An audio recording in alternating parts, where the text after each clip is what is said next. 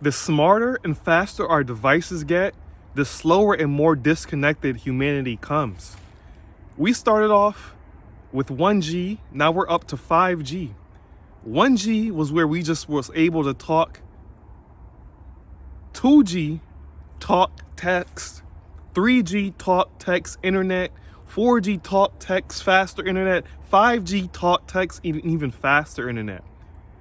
How many G's are we going to get up to before we realize that this is all unnecessary? These big corporations, these big tech, and phone companies, Verizon, T-Mobile, it seems like they're trying to compete with the speed of light, with all these G's they keep adding, all these bandwidths that keeps being added to our phones, all for faster downloads, faster uploads, faster, faster, faster. And you notice with all these apps having a similar motion, swipe up, swipe down, swipe left, swipe right, this is doing something to our attention span as our attention spans only get shorter. I remember when I was growing up, when I got my first phone, it was a flip phone at the time. And you was able to text. It was slow, pretty slow, but there was nothing to compare it to. I'm only saying it's slow now that I'm immersed myself with the 3G, 4G. But at the time it did its job. And we had phone books and we had to memorize phone numbers. Now you don't have to memorize phone numbers because your phone, your contacts log does that for you.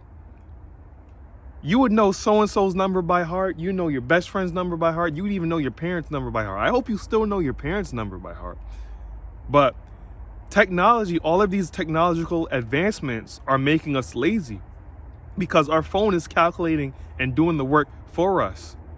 In turn, with the new technological advancements and all how they make life easier, there is a trade-off being made. That trade-off is our connectivity with other humans, longer attention spans. People can't even go without their phone for more than like 2 hours or so. Their phone is their calculator, their phone is their TV, their phone is their, they even take notes on the phone now, which I'm not a fan of. I need a physical pen or pencil in hand and writing on paper. You actually retain more information when you write it down by hand. Same with ebooks. If you read physical copies opposing to ebooks, you retain, I think the percentage was 25%, 30% more information than if you were to just scroll up on a laptop or a Kindle. But we have to look at what we really value. Do we actually value our technology being faster? And what's considered fast? Technology moves at a rapid rate. So by the time some of you may see this video, we'll be on 7G, right? But what is this at the cost of? The cost of like burning down trees, the fact of like losing connectivity with one another.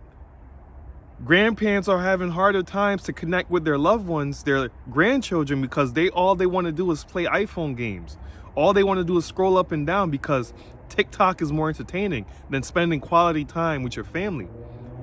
It's almost as if we're building an addiction by using all this technology. We start wearing technology. It's already chained to our hand all day. Some people don't let go of their phone. Some of us wear it now, and maybe even soon it will be implanted in some of us. I know in Sweden they started that, but we have to be wary of receiving all this technology. Where is it coming from, right? Why is it being pushed so often?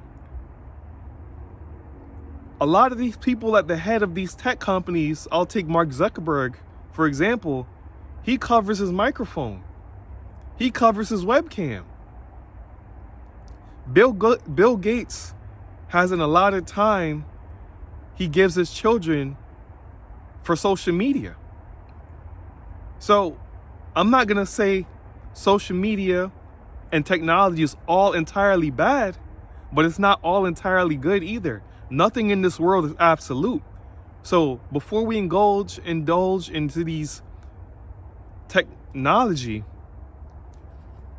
let's realize that we should use it to push each other forward. Let's use it as a tool instead of a way of life. We're using technology just like how we would use a bottle of water. We're treating it as a necessity, as a way of life, when it shows like a lot of people who are so immersed in technology, they have more mental disorders, they're more likely to suffer from depression, and more likely to be cyberbullied and given to being cyberbullied, because people who's always on the phone, average adult spends 7-8 hours a day on the phone, who's always on the phone, they see this as a real reality. When the internet is just a trolling place, the internet is just a funny place. It's not a real place to take super seriously. And of course, it depends on the content you're partaking in. But we have to be conscious of how much time we're spending on technology, what we're doing with technology, and what we're viewing on technology, because these algorithms are set up to certain people to skew their reality, to have a different mindset on the world and not see the world for what it really is.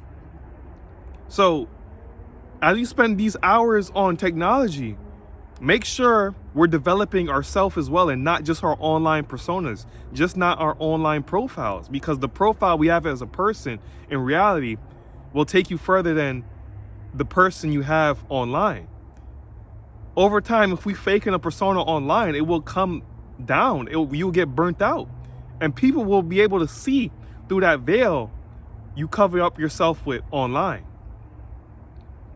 So this has been More Studios. If you enjoyed this video, like, share, comment, subscribe, and until next time, you guys be well.